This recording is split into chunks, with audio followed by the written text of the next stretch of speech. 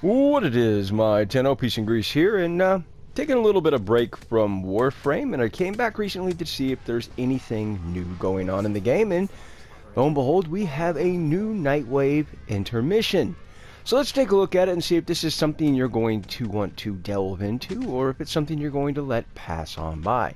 Now, before I get started, I think it's important to point out the obvious, and that is, I'm gonna be providing some constructive criticism here, and it's going to seem like I'm being critical, but I do not intend it to be that way. First of all, I'm thankful that DE actually went to the trouble of putting together a Nightwave Intermission. They could have, by all accounts, simply said, the players can just wait until the next Nightwave. That's not typically DE style, and, I'm thankful that they actually went to the trouble of actually putting one together. So thank you, DE, before I say anything else. Alright. With that out of the way, let's take a look at this Nightwave. Now, this is pretty par for the course like we have in most Nightwave intermissions. A lot of this is catch-up rewards. Not meaning ketchup like a condiment, like mustard. Ketchup is in, if you weren't around for previous Nightwaves, there's rewards in here that this is a great time to get them. So, starting at level 1, we have creds, and this is pretty typical stuff. You earn the creds and you spend them on the cred offerings, whatever that may be, whether it's a catalyst or a reactor. Still think these are overpriced, but moving past that, whether it's Kuva, Nitane, whether it's the Vavin parts or alternate helmet mods, things of this nature, there's pretty much something in here for everybody. At rank 2 we have Indo. Sadly, it's still 2000 Indo. Now, I'm going to give props to whoever at DE recognized that the game has changed, the economy has changed, and those resources need to change with them. In this case, Kuva. 20,000 Kuva is an adequate number for the game today and going forward. However, the same cannot be said for Indo. Unfortunately, it's stuck in the past 6 years ago, and if DE really wants to take the game back to 6-7 years ago, the way it was then, great. 2000 Indo works fine in that setting. However, 2000 Indo is somebody that is completely out of touch with reality in regards to actually playing this game. 2000 Indo is nothing.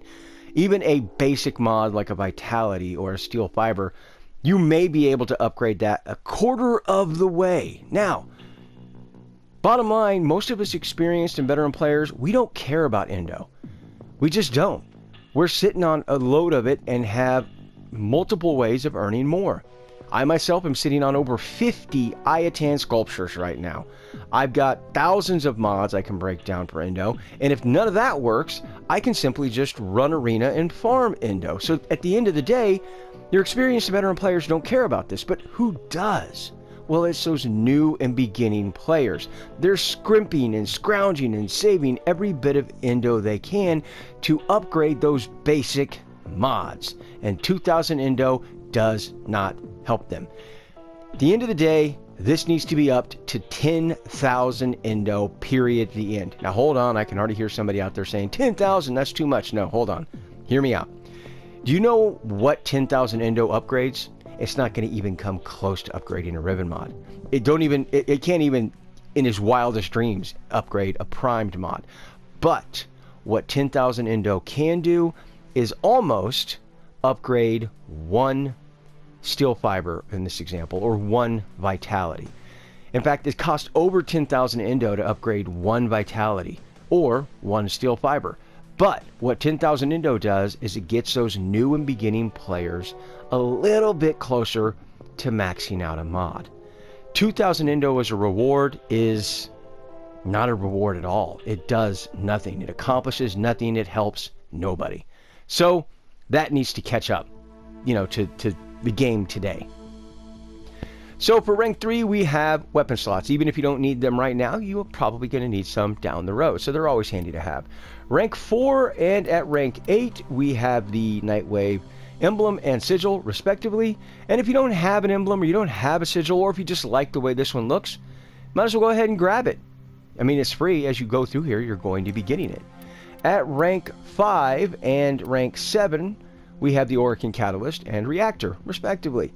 These are always handy. Even if I'm sitting on 30 whatever Orokin reactors, which I am, having extras to add to my stockpile means that I have just that many more for future equipment. Same goes for the catalyst. Rank 6 we have creds. At rank 9 we have Warframe slots. Again, if you don't need it this second, you're probably going to need it down the road, so they're always handy.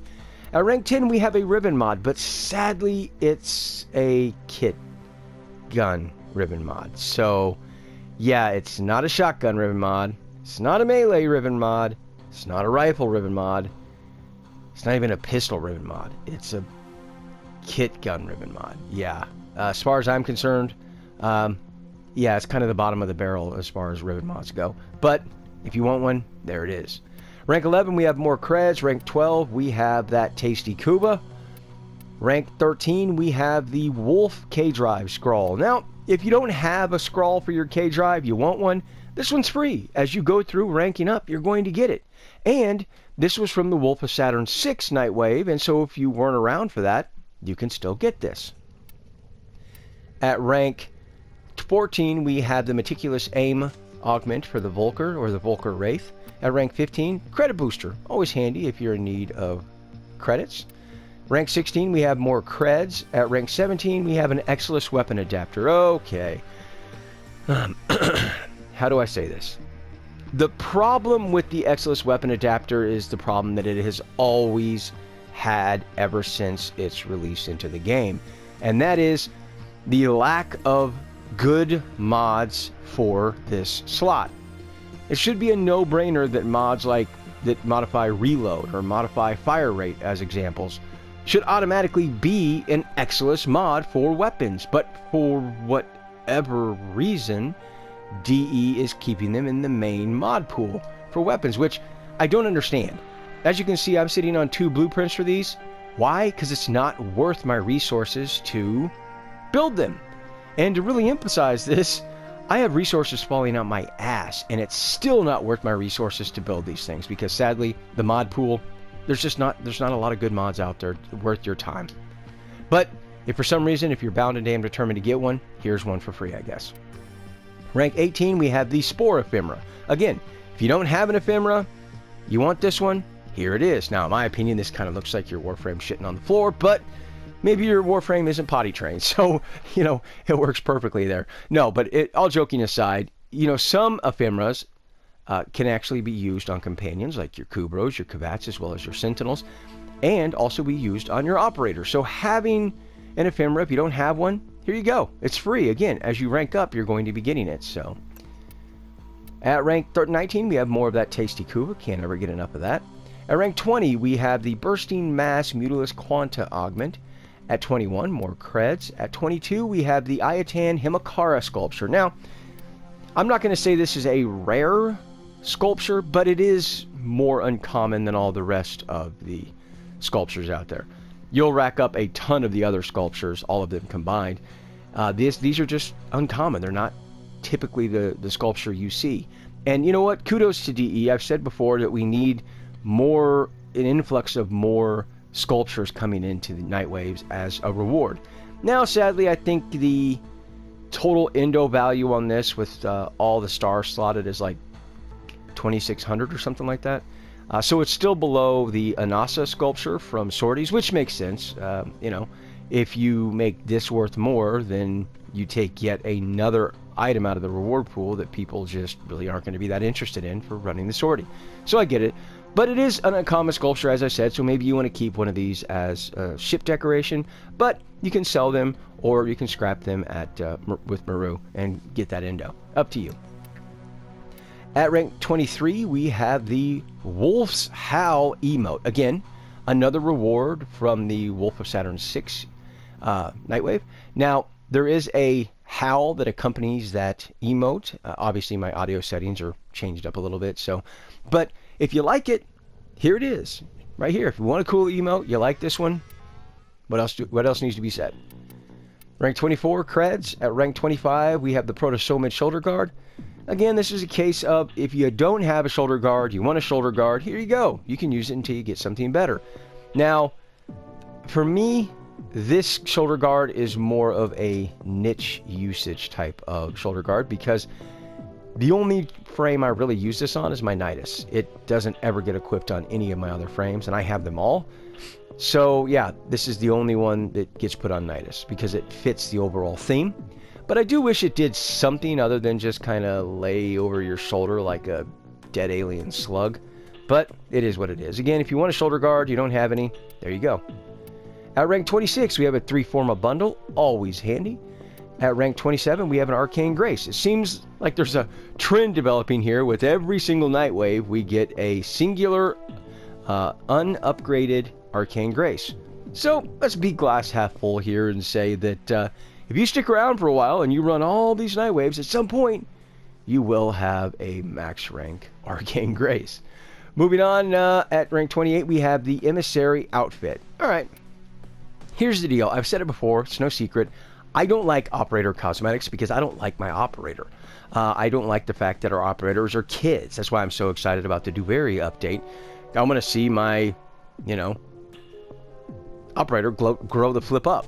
So this is the exception, though. I like the Emissary outfit. In fact, it's my second favorite outfit for my operator. The first is the primed outfit, operator outfit, which I run most of the time. But yeah, this is definitely my second favorite. As far as other operator cosmetics, yeah, there are none. I'm just not a fan of them. That's my personal opinion. But if you like this outfit, and why wouldn't you? Here it is. And finally, rank 29 and 30, probably the items that everybody is going to be running this Nightwave for, and that is Umbral Forma. I pretty much run Umbral mods on all of my builds, Warframe builds, so I need Umbral Forma. Getting 2 from 1 Nightwave is freaking awesome. Period, the end. I can't say any more than that.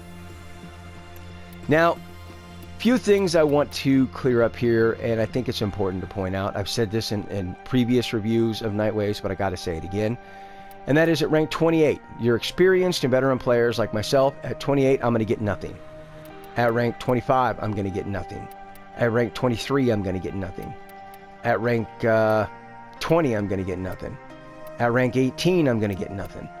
At rank 14, I'm going to get nothing. At rank 13, I'm going to get nothing. Let's see. At rank 8, I'm going to get nothing. And at rank 4, I'm going to get nothing because I have all of those items. So that's like 9 levels in which your experienced and veteran players aren't getting jack squat. This is a problem that we've had in previous Nightwave intermissions. And look, I get the theme. I get the idea here. And you're trying to take those rewards in previous Nightwaves and offer them to players that may not have been around during that time so they can still get those rewards. I have no problem with that. But the fact that you're basically telling your veteran and experienced players that, oh hey, a third of this Nightwave, you're not going to get anything, but yet you have to grind through the levels regardless, is really kind of back-ass half-words in my opinion. So what do? Well, this doesn't have to be complicated. In my opinion, this is a very easy fix. And that fix goes as follows, I should say. At rank 4, press X. I'm on PlayStation, so press X to select the Nightwave emblem. Press triangle to select Kuva. At rank 8, press X to take the sigil, or triangle to select Forma. At rank 13, press X to take the K-Drive scroll, or triangle to select the creds, and so on, and so on, and so on. In this fashion, your experienced and veteran players are still going to get something. Again, it doesn't have to be elaborate. This is very simple. It's a very easy fix. Give those players the option to choose something other than the things that they aren't going to get. So yeah, it's just that easy of a fix. Now, something I've said before, and I'm going to repeat it now, and that is, why is there no Kubro eggs or Kavat genetic codes? And it's not so much the Kubro eggs that I'm talking about. Those are pretty easy to get. But if you had a player who had some Lotus imprints and just wanted to really quickly incubate a Kubro, they didn't want to have to go run a mission, and they had the creds and they wanted to buy a Kubro egg, hey, that's their choice. Doesn't hurt anybody, right? They value their time more, so they'd rather spend their creds to buy a Kubro egg. So be it. No harm, no foul. But what I am more importantly talking about is those combat genetic codes. These have always been a pain in the ass to grind. They have always been a pain in the ass to grind. There has never been a day where these were not a pain in the ass to grind. That's a double negative, right? Yeah. But anyway, you get my meaning. So having combat genetic codes in here allows players to go, oh, well, do I want to spend, the next 3 hours of my life trying to grind out enough of these stupid combat genetic codes, or do I just use my creds and buy some, right? Easy peasy lemon squeezy. It should be automatically, those things should be on here. I've said it before, I'm going to say it again. They were on the old alert system, they should be in the new alert system. Just that simple. Consistency. That's all it's about. So with all that being said, overall I think it's a decent Nightwave. Unfortunately, you still have 9 levels in which your experienced and veteran players aren't going to get anything. This is the problem with previous intermissions that I've pointed out. I think if you fix that, it's going to be overall better for pretty much every one of your players. And actually, then your veteran and experienced players don't have to grind through 9 worthless levels of nothingness just to get to the end. I mean, the other option, obviously, is to cut those 9 levels out for your experienced and veteran players. And, hey, let's move everything up 9 levels. Obviously, I don't think that that's going to happen, so I think that my suggestion is probably the better alternative. But again, even though it seems like I'm being critical, a lot of these things I pointed out previously, and unfortunately, there's still an issue here. I'm still grateful, I'm still thankful that DE actually took the time to put together an intermission, and I think that that's an important point. So again, thank you, DE. You didn't have to, but you did. But hopefully, you can make some changes and get this really dialed in. But with all that said, let me know what you guys and gals think down in the comment section below. I respond to everybody that does. And until next time, peace out.